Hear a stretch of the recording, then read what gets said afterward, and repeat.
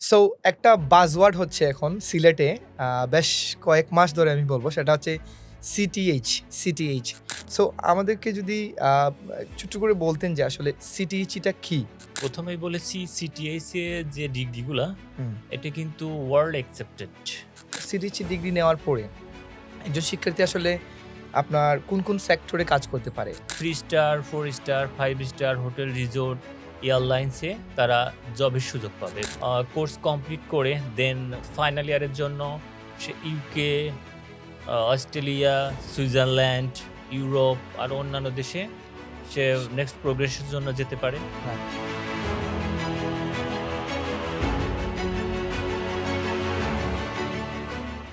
সালামু আলাইকুম dear audience. AIMS career পডকাস্টে আপনাদের স্বাগত জানাচ্ছি। My name is Syed Sujon, director of AIMS. So আজকে আমাদের সাথে উপস্থিত আছেন আমার কলিগ এইমস একাডেমির সম্মানিত principal and director MD Mirajur Rahman. So sir সম্পর্কে যদি আমি বলি যে স্যারের সাথে কথা বললেই শেখা যায়।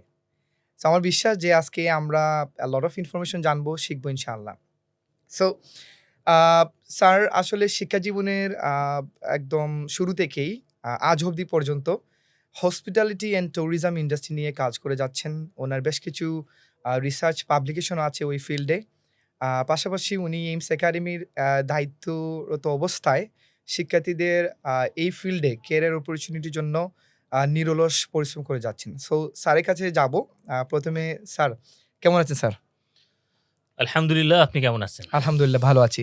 সো স্যার ছোট করে যদি আপনার পরিচয়টা একটু দিতেন আমাদের অডিয়েন্সের জন্য প্লিজ।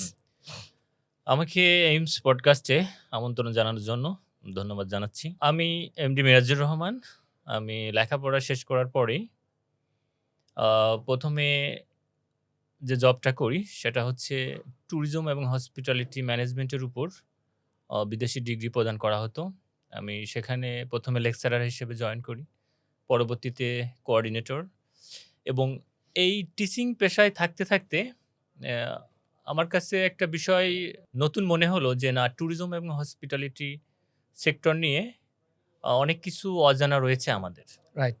আমার নিজেরও অজানা ছিল। তো এক্সাক্টলি। তখন একটা বিষয় আসলো যে না, আমি এইটার উপর যদি শর্ট পাবলিকেশনস কিছু করতে পারি, সেক্ষেত্রে সেটা আমাদের শিক্ষার্থীর জন্য বা আমাদের যারা ফার্দার ক্যারিয়ারের জন্য অগ্রসর হচ্ছে তাদের জন্য ইফেক্টিভ হবে। এবং সেই সাথে আমি টিচিং এর পাশাপাশি হসপিটালিটি এবং ট্যুরিজম ম্যানেজমেন্টের উপর কয়েকটা পাবলিকেশনস বা কয়েকটা রিসার্চ পেপার নিয়ে কাজ করেছি। ইন্টারেস্টিং। এবং বর্তমানে আমি এইমস একাডেমিতে প্রিন্সিপাল হিসেবে দায়িত্ব পালন করছি। এটাই মূলত আমার পরিচয়। Thank you sir, thank you very much. So একটা বাজওয়ার্ড হচ্ছে এখন সিলেটে বেশ কয়েক মাস ধরে আমি বলবো সেটা হচ্ছে সিটিএইচ, সিটিএইচ। আমি পার্সোনালি যদি বলি আমার কাছে অনেক স্টুডেন্টস আছে মানে আসে প্রায়ই।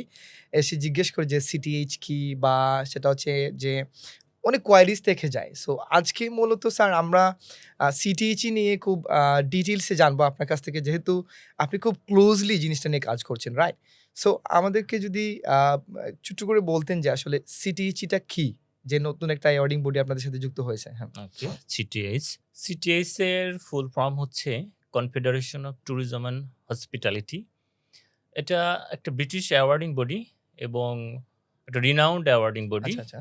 যারা প্রায় ৫০ বছর যাবৎ আ বিশ্বের বিভিন্ন দেশে স্পেশালি ট্যুরিজম এবং হসপিটালিটি ম্যানেজমেন্টের উপর ডিগ্রি প্রদান করে আসছে।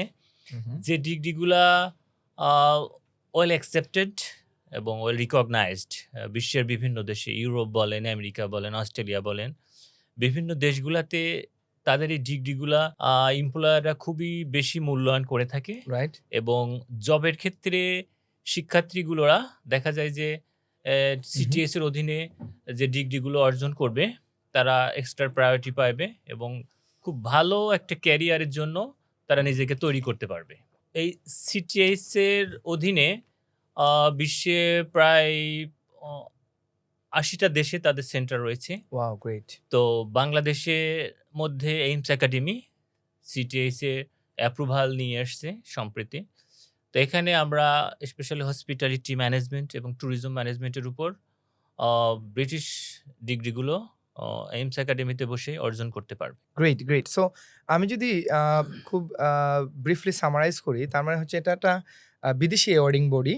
আ যেটা হচ্ছে যে শিক্ষার্থীরা আ এই অ্যাওয়ার্ডিং বডির মাধ্যমে এখানে বসে, বাংলাদেশে বসে ওরা বিদেশি যে ডিগ্রিটা আছে হসপিটালিটি অ্যান্ড ট্যুরিজম ম্যানেজমেন্ট, ঠিক আছে? এই ২ টা আলাদা করে মনে হয় এখানে করা হয়, রাইট? ইয়েস, হ্যাঁ, আলাদা সাবজেক্ট। আলাদা একটা সাবজেক্টে হচ্ছে করা হয় হসপিটালিটি ম্যানেজমেন্ট, এবং আরেকটা আরেকটা হচ্ছে হচ্ছে tourism tourism management, management. Right. So খুব স্পেশালাইজড ডিগ্রিও ওনারা প্রোভাইড করে থাকেন।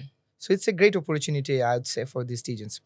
আচ্ছা, তাইলে আ আমার যে পরবর্তী কোয়েশ্চনটা সেটা হচ্ছে যে সিটিসি ডিগ্রি নেওয়ার পরে একজন শিক্ষার্থী আসলে আপনার কোন সেক্টরে কাজ করতে পারে? তার আ কাজের অপরচুনিটিটা কেমন হবে?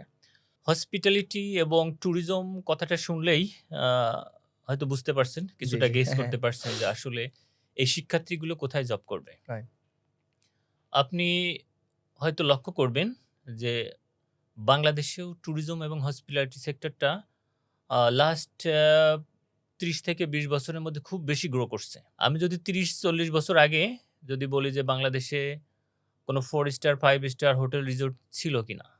নাই বললেই হয়তো ছিল। হ্যাঁ, এক্সাক্টলি। কিন্তু বর্তমান সময়ে দেখছি যে বাংলাদেশের বিভিন্ন বিভাগে নতুন এস্টাবলিশমেন্ট হচ্ছে। Right, right. Hospitality industry, tourism industry, 4 exactly, star hotel, resort তৈরি এক্সাক্টলি, হচ্ছে এক্সাক্টলি, এবং আমাদের এমপ্লয়াররা নতুন ইনভেস্টমেন্ট করছে এই সেক্টরে। হু, কারণ হু। এই সেক্টরটা খুবই বুমিং একটা সেক্টর এক্সাক্টলি, বর্তমানে এক্সাক্টলি। এবং এখানে নতুন চাকরির সুযোগ তৈরি হচ্ছে তৈরি হচ্ছে, রাইট। এবং আমাদের শিক্ষার্থী যারা হসপিটালিটি এবং ট্যুরিজম ম্যানেজমেন্টে উপর ডিগ্রি অর্জন করবে, তারা এই 3 star, 4 star, 5 star hotel, resort, এয়ারলাইন্সে তারা জবের সুযোগ পাবে এবং এখানে খুবই লুক্রেটিভ একটা ক্যারিয়ার রয়েছে। Carriers exactly. যেখানে খুবই ভালো এনভায়রনমেন্ট, ভালো জব অফার করা হয়, ভালো সেলারি অফার করা হয়। অনেক সুবিধা রয়েছে এই সেক্টরে একজন শিক্ষার্থীর জন্য। Right, right. আসলে যেটা হয় স্যার যে আমাদের শিক্ষার্থীরা অনেক সময় এই সেক্টরটাতে জানে না। এইজন্য হচ্ছে গিয়ে যে ওরা এটা নিয়ে খুব একটা আ আগ্রহ দেখায় না। সো আমার বিশ্বাস যে এই যে ক্যারিয়ার অপরচুনিটি ক্রিয়েট হচ্ছে, আ হোটেল, রিসোর্ট এগুলা প্রিপেয়ার হচ্ছে। সো ফিউচারের জন্য একটা বিগেস্ট অপরচুনিটি ক্রিয়েট হচ্ছে ফর দিস স্টুডেন্টস। বেশ কিছুদিন আগে আমাদের এইমসের একজন শিক্ষার্থী উনি এমিরাত এয়ারলাইন্সে ও জব পাইছে। ঠিক আছে? So I mean there is job opportunity, so নিতে হবে, সেটা হচ্ছে বিষয়। আচ্ছা, আমার নেক্সট কোয়েশ্চেন হচ্ছে যে ওইসব জবে যেসব সেক্টর গুলা বললেন আপনি, ঠিক আছে? ওইসব সেক্টরে আসলে তারা সাধারণত কোন পজিশনে ওনারা জব করতে পারবে? ওদের জব পজিশনটা কেমন হবে আসলে? হ্যাঁ, এটা একটা গুরুত্বপূর্ণ প্রশ্ন। হু, হু। দেখা যায় যে আমরা হোটেল ম্যানেজমেন্ট বলতে যেটা বুঝে থাকি যে না এখানে শুধু শেফ কোর্সের জন্যই তারা হু, হু। রান্না-বান্না করবে। বাট এর বাইরেও রাইট। যে ম্যানেজমেন্ট পজিশনে যে জবগুলা রয়েছে সেখানে দেখা যাচ্ছে যে front office manager, food and beverage manager, food and beverage executive, tour operator, এরপরে ক্রুজ শিপ ম্যানেজার, গ্রেট। এছাড়া আরো অনেক রিসোর্টে দেখা যাচ্ছে ওখানে অনেক পজিশন আছে। পজিশন আছে যে এক্সাক্টলি। পজিশনগুলাতে তারা অনেক বেশি সেলারি অফার করে এক্সাক্টলি। থাকে। ইয়াহ। এই সেক্টরগুলাতে, এই পজিশনগুলাতে তারা জবের জন্য অ্যাপ্রোচ করতে পারবে। Right, right, right. সো তার মানে জবের যে ক্ষেত্রটা মোটামুটি আলহামদুলিল্লাহ অনেক বড়। অনেক অনেক বড়। বড়, ঠিক জি। আছে? এই সুযোগটা আছে শিক্ষার্থীদের জন্য। এখন যদি কোনো শিক্ষার্থী জব না করে এখানে ধরেন যে লেভেল 4 কমপ্লিট করলো অথবা 5 কমপ্লিট করলো। করার পরে সে হয়তো চাইতেছে যে ফার্দার হায়ার স্টাডির জন্য সে যাবে বা দেশের বাইরে হচ্ছে গিয়ে উচ্চশিক্ষা গ্রহণ করবে। তো তাদের জন্য আসলে কি সুযোগ সুবিধা আছে স্যার? Very good. ১ম এই বলেছি সিটিএইচ এ যে ডিগ্রিগুলা, হুম। এটা কিন্তু ওয়ার্ল্ড অ্যাকসেপ্টেড। হুম, হুম, তার হুম। মানে একজন শিক্ষার্থী কি শুধু বাংলাদেশে সিলেটে আমাদের এইমস একাডেমি থেকে ডিগ্রি নিয়ে শুধু সিলেটে জব করবে? Not at all. Not at all, yeah. আবার কেউ যদি চায় যে না আমি আসলে লেখাপড়া আরো কন্টিনিউ করতে চাই। হুম, হুম, হুম। নেক্সট ট্যুরিজম এবং হসপিটালিটি ম্যানেজমেন্টের উপর আরো হায়ার এডুকেশন, হায়ার স্টাডি করতে চায়। সেক্ষেত্রে গ্র্যাজুয়েশন, পোস্ট গ্র্যাজুয়েশন এবং পরবর্তী আরো এডুকেশনে নেওয়ার সুযোগ থাকে।